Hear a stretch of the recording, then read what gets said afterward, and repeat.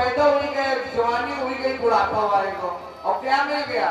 लाठी से पड़ गया पाला, और आंख पर तन गया जाला, और नाक से बहे नाला, चरा जिंदगानी में खड़े खड़े वस्त्रों में करोगे मलमूत्र त्याग, और पीठ थूकते पड़े रहोगे भीख गानी में। भजन क्या करोगे, भजन क्या करोगे, जब शक्ति ही ना रहेगी, और राम नाम की तेरी बंद बानी में। इसलिए मेरे रंजीतपुर वाले नौजवान भाइयों बहनों माताओं क्षत्रियों ब्राह्मणों सभी लोग आपसे आग्रह है, इस कोठी से भजन कर लो भली हुई जवानी में। अभी से भजन की तैयारी करो गुरु जी महाराज की तरह से। भगवान आगे और आकर के भक्त का दर्शन किया, भगवान आंख बंद किए, उस चित्र का चिंतन कर रहा है, नाम तुम्हारा कारण हारा, कब तेरा दर्शन होगा, जिनकी रचना इतनी सुंदर वो कितना सुंदर होगा। इस भाव भगवान में डूबा भक्त ध्रुव आज अंतःकरण से। देखो हमारे दो नेत्र ये हैं, है कि नहीं? और दो और हैं सबके पास, कहाँ है? रोशनी कब उसको खुलते हैं, उनके खुलने का समय क्या है? ये जब बंद करो और फिर चिंतन में जाओ, फिर दृष्टि सुताभ्यान मनुष्यानुचिंतन, ये दुनिया के दर्शन से नेत्र है, एक ज्ञान के चक्षु हैं जो गुरु कृपा से जागृत होते हैं, आत्मचिंतन से जागृत होते हैं। उन चिंतन वाले नेत्रों से आज परमात्मा का चिंतन ध्रुव महाराज कर रहे हैं, और उसी चित्र को भगवान ने अपनी योग माया के द्वारा जैसे खींचा, तो आज समाधि के जो आनंद में डूब रहे थे ध्रुव जी, उनका धैर्य टूटा, और उनकी चैतन्य जो समाधि अवस्था थी, वो चैतन्य अवस्था में आंख जो ज्ञान के आंख बंद हो गई, और ये आंखें खुल गई, और जैसे खुली तो देखे वही खड़े हैं जिनको भीतर देख रहे थे वो बाहर आ गए। हर जगह मौजूद है पर नजर आते नहीं, और योग साधन के बिना कोई उसे पाते नहीं। वहां सामने खड़े हो गए और भगवान की ओर जब देखा तो भगवान का कभी ध्यान भजन पूजा पद्धति का वर्णन नहीं मालूम नहीं था, कैसे पैर छुए जाए, कैसे प्रार्थना की जाए, कैसे भगवान को मनाया जाए। तुम्हें माता पिता तुम्हें कोई श्लोक आता ही नहीं था उसको। तो क्या हुआ, लिखा है कृतांजलि ब्रह्ममयेन कंबुना, आज हाथ जोड़ करके हथेली बंद करे प्रार्थना कर रहा है मन में भगवान को। कभी ओठ देखे, कभी आंख देखे, कभी मुख देखे, कभी गला देखे, कभी चरण देखे, सबको पूरी शरीर के दिव्य रूप का अवलोकन आनंद, जैसे नहीं आनंद में कोई डूब जाए ऐसे डूब रहा, ऊपर से नीचे, नीचे से ऊपर, बार बार देखता चला जा रहा है, जला जला बार बार। उसी समय भगवान ने अपने हाथ में सुंदर सा अपने शंख जो रखे हैं उसको ब्रह्ममय कंबुना, आज भगवान ने अपना सुंदर सा हाथ में लिए हुए जो शंख है उसको भगवान ने भक्त ध्रुव के कपोल पर स्पर्श करा दिया। और जैसे कपोल पर स्पर्श कराया उसी समय गुरु जी महाराज ने भगवान की दिव्य प्रार्थना करी, और प्रार्थना करके भगवान को दांडवत साष्टांग मनसा वाचा कर्मणा वेद ऋचा पुरुषोत्तरात्मत्रों से बहुत भगवान की लंबी प्रार्थना करी। भगवान प्रसन्न हो गए, पुत्र वरदान मांगो। क्या बोले, भैया बैठते जाना, प्रसाद लेके जाओगे, प्रसाद लेके जाओगे, और नहीं तो बताओ पहले तुम्हें देते जा, अगर न रुकना हो तो प्रसाद भैया को दे दो, और रुके तो अच्छी बात है, खाली हाथ नहीं जाया जाता, खाली हाथ आया भी नहीं जाता, ये भी ध्यान रखना। दोनों चीजें हैं, खाली हाथ आना दे तो गुरु गोविंद भगवान की हो। आसरा इस जहां का मिले ना मिले, मुझको तेरा सहारा सदा चाहिए। आसरा से जहाँ का मिले ना मिले, मुझको तेरा सहारा सदा चाहिए। आसरा से जहाँ का मिले ना मिले, आसरा से जहाँ का मिले ना मिले, मुझको तेरा सहारा सदा चाहिए। मुझको तेरा सहारा सदा चाहिए। चाँद तारे पलक पर दिखे ना दिखे, चाँद तारे पलक पर दिखे ना दिखे, मुझको तेरा नजारा सदा चाहिए। मुझको तेरा नजारा सदा चाहिए।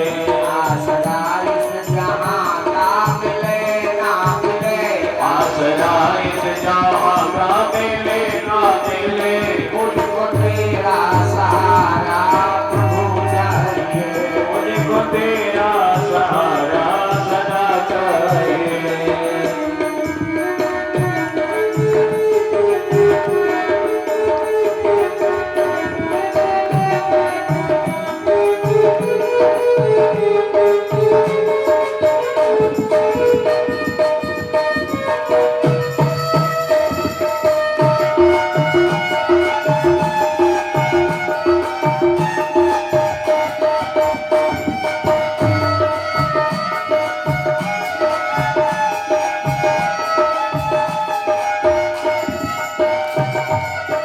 और बहनों बेटियों बहनों भाइयों नौजवान भाइयों बंधुओं, दुनिया में अगर देखा जाए सुख और दुख को मिलाया जाए तो सुख बहुत कम समय में आते हैं लोगों के जीवन में, और दुख में कष्ट में संघर्ष में जीवन ज्यादा जाता है हर व्यक्ति का।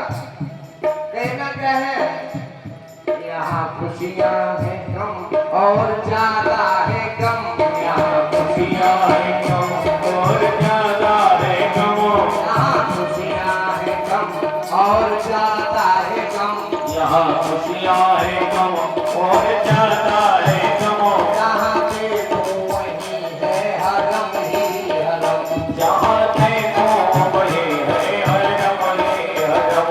मेरी चाहत की दुनिया बसे ना बसे, मेरी चाहत की दुनिया बसे ना बसे, मेरी चाहत की दुनिया बसे ना बसे, मेरी चाहत की दुनिया बसे ना बसे, मेरे दिल में बसेरा प्रभु चाहिए। मेरे दिल में बसेरा प्रभु चाहिए। आसरा इस जहाँ का मिले ना मिले, आसरा इसे जहाँ का मिले ना मिले, मुझको तेरा सहारा प्रभु चाहिए। मुझको तेरा सहारा प्रभु चाहिए।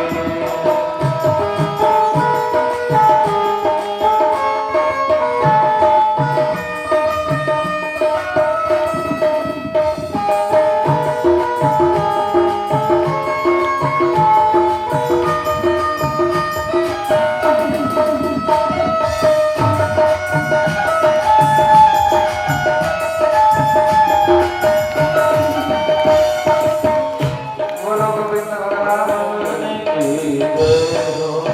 अब देखो कथा बहुत हम पीछे भागे जा रहे हैं, कथा समय आगे भाग रहा है, हम पीछे भाग रहे हैं। कहीं भी भगे लेकिन प्रभु हमारे साथ है, बस हमारा कार्य पूरा होगा।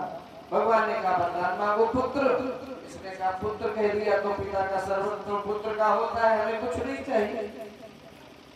पिता का जो भी चल अचल धन दौलत जो भी पिता की पुत्र की होती, तुमने पुत्र बोला ना, और ब्रह्मवाद के जनार्दन भगवान की वाणी असत्य होती नहीं, तो इसलिए तुम्हारा सब कुछ हमारा है।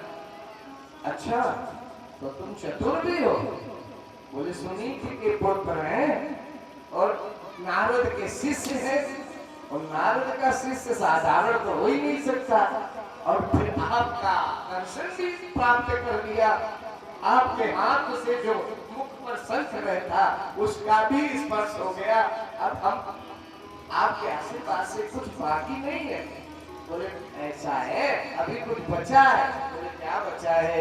बोले तुमने कहा कि पिता का सर्वस्व पुत्र का होता है, लेकिन पुत्र का जब होता है जब पिताजी नहीं होते हैं, इसलिए जब हम नहीं होंगे तब तुम्हारा होगा, और लेकिन हम कभी जाएंगे नहीं, हम परमानेंट अजर हैं, अमर हैं, भगवान कभी मरते नहीं है। तो पुत्र ने कहा इससे बढ़ के हमारे जीवन में क्या होगा? मेरे सिर पे सदा तेरा हाथ रहे, मुरली वाली तू हमेशा मेरे साथ रहे। कौन पुत्र ऐसा पापी होगा जो अपने पिता की छत्र छाया से वंचित होना चाहता होगा? हमें तो हमारे के साथ कोई भाग्यशाली नहीं है। पुत्र कह दिया आप हमारे पिता जगत पिता बन गए, हम तो उस गति की खोज में थे, हमें जगत पिता का आशीर्वाद मिल गया, आप कुछ बचा ही नहीं। भगवान बोले हम तुम्हें फिर भी आशीर्वाद देंगे। धर्म अर्थ काम और मोक्ष चतुर्थ पुरुषार्थ के जो साधन है भगवत दर्शन से स्वयं प्राप्त होते हैं, बिना मांगे प्राप्त होते हैं। निष्काम भाव से ही अगर हम तपस्या करें, भजन करें, कोई भाव ना हो, कोई मांग ना हो, तब भी हमें ये चार फल जरूर मिलते हैं। धर्म अर्थ काम मोक्ष, ये फल भगवान के पुरुषार्थ के फल हैं। तो भगवान ने 36,000 वर्ष का राज्य दिया कि तुम 36,000 वर्ष जिस पद से तुम्हें उस मौसी माँ ने भगाया हटाया वहां बैठोगे, निष्कंटक, कोई नहीं रोकेगा, और जिसने उतारा था वही तुम्हें बैठा रहेगा, क्योंकि जहाँ पर कृपा राम की होई, और ता पर कृपा करे सब कोई। सब लोग तुम्हारे जीवन में कल्पना कर रक्षा करेंगे। अब उसी समय का पिताजी भगवान परमात्मा ने कहा कि ऐसा करो, अब तुम जाओ। कहाँ जाए? बोले जहां से आए हो। बोले हम कहां से आए हैं? आए हैं कहां से, जाना हमें कहां। ध्यान दो, इतना बस विचार ले, बस हो गया भजन। कहां जाना है? बोले जहां से आए हो। बोले कहां से आए? बोले माता के पास। सुनी आप सुनी कि जब नाम लिया तो बच्चे को अपनी माँ की याद आई। वो दुर्दशा जो माता के साथ राजा के द्वारा व्यवहार किया गया, महल से बाहर कर दिया गया, झोपड़ी में रहती है और अपने पुत्र की याद में, विरह में, संताप में रोते रोते उनके आंखों की ज्योति चली गई है।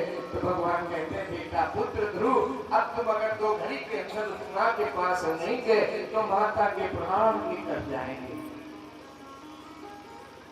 बेटा तेरी सुनी की माता, तुम बिन बेदर्द रो रही है। बेटा तुम बिन सुनी की भैया, तुम बिन बेदर्द रो रही है। दोनों आंखों से जुड़ गई अब मौत किनारे आई है। दोनों आँखों से अब मौत किनारे आई है। जल्दी जाओ छवि दिखलाओ, जल्दी जाओ छवि दिखलाओ। दिन पागल हो रोती है। जल्दी जाओ छवि दिखलाओ। तुम बिन पागल हो रोते हैं। दोनों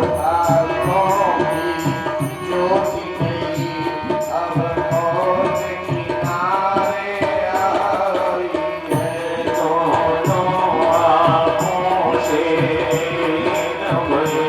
अब मौत किनारे आई है। भगवान ने कहा तो गुरु जी ने कहा रुको, अभी तक मैं कुछ नहीं मांग रहा था, कोई इच्छा नहीं थी, और जब तुमने याद दिला दिया तो 36,000 का जो स्वर्ग राज्य पद दिया वापस मुझे नहीं चाहिए। और वैकुंठ में ध्रुवलोक दे रहे वो भी नहीं चाहिए वापस। अब हम तुमसे कुछ मांगना चाहते हैं। ध्रुव जी कहते हैं अब हमें कुछ मांगना है। बोले क्या चाहते हो? बस। तो भगवान से वो ध्रुव जी कहते हैं यदि प्रभु की इच्छा पूर्ण हुई तो इच्छा में भी प्रभु भर दीजिए। दुखियारी अंधी माता को अपनी छवि प्रभु दिखला दीजिए। क्यों? 9 मास गर्भ में पास किया, यही संकट पहुंचाया था। जब सेवा का दिन आया था तो छोड़ इधर भग आया था। मैं चाहे नरक में पड़ा रहूं, मेरी माँ को स्वर्ग पठा दीजिए। एक सिंधु हे दीन बंधु, इच्छा मेरी पूर्ण कर दीजिए। भगवान बोले बस तुम्हारे जैसे बालक जिस कुल गोत्र वंश में नगर में पैदा होते हैं, उस नगर कुल गोत्र के 21 पीढ़ी स्वर्ग जाती हैं। तुम अपनी माँ की बात करते हो। जल्दी जाओ छवि दिखलाओ और जाकर के उसको सांत्वना दो। उसी समय गुरु जी परिक्रमा 5 करी, भगवान को प्रणाम किया और मैया के सामने उपस्थित हुए। वहीं पर भगवान आ गए और भगवान ने उस माँ को, सुनीति को पुत्र के प्रभाव के द्वारा आज दर्शन दिलाया है। कहने का मतलब है जिसका फल प्रभु को अर्पण है, बस खेती वही फलवती है। और जिसका बेटा हो ध्रुव जैसा, बस पुत्रवती वा माता है। देवता प्रशंसा करते हैं। आज भगवान ने सुनीति को उत्तानपाद के सामने जैसे पता चला, उत्तानपाद आरती की थाली सूर्य से लेकर के आज अपने पुत्र की अगवानी करने के लिए निकल पड़े और जाकर के सिंहासन पर बिठाया और राजा स्वयं महल छोड़ दिया, राज छोड़ दिया, गद्दी छोड़ दी और स्वयं वन की यात्रा पर चले गए। बोलो गुरुदेव भगवान की जय हो। 36,000 वर्ष तक इस कथा को जो भक्त माता बेटी बहू सुनते हैं, उनके कुल के पितृ लोग तृप्त होते हैं। ध्रुव की तरह से जैसे उसकी माता को शांति आशीर्वाद दर्शन दिया। आज हमारा कोई सप्ताह भागवत ज्ञान यज्ञ हमारे आदरणीय स्वर्गीय श्री शिवनाथ सिंह चौहान के वंश के पौत्र परिवार के द्वारा जो ये यज्ञ सप्ताह महापुराण गया भोज की कथा हो रही है। ध्रुव जी का कल्याण करने वाले गोविंद हमारे पितरों का भी कल्याण करना, भक्तों का भी उद्धार करना, सबके जीवन से आपत्ति अमंगल का हरण करना और सबकी रक्षा करना, सबकी रक्षा करना, सबकी रक्षा करना। बोलो गोविंद भगवान की जय हो। आज के बाद 36,000 वर्ष राज्य किया। इन्हीं के वंश में राजा अंग हुए हैं, रेणु हुआ, पृथु हुए। बोलो पृथु भगवान की जय हो। कथा को हम थोड़ा आप लोग क्षमा करना, जो पीछे वाले लोग हैं कथा सुनते रहते हैं, कहेंगे पंडित जी ने सब कथा छोड़ दे। हाँ कह सकते हैं। कोई लोग ऐसे भी होते जैसे एग्जाम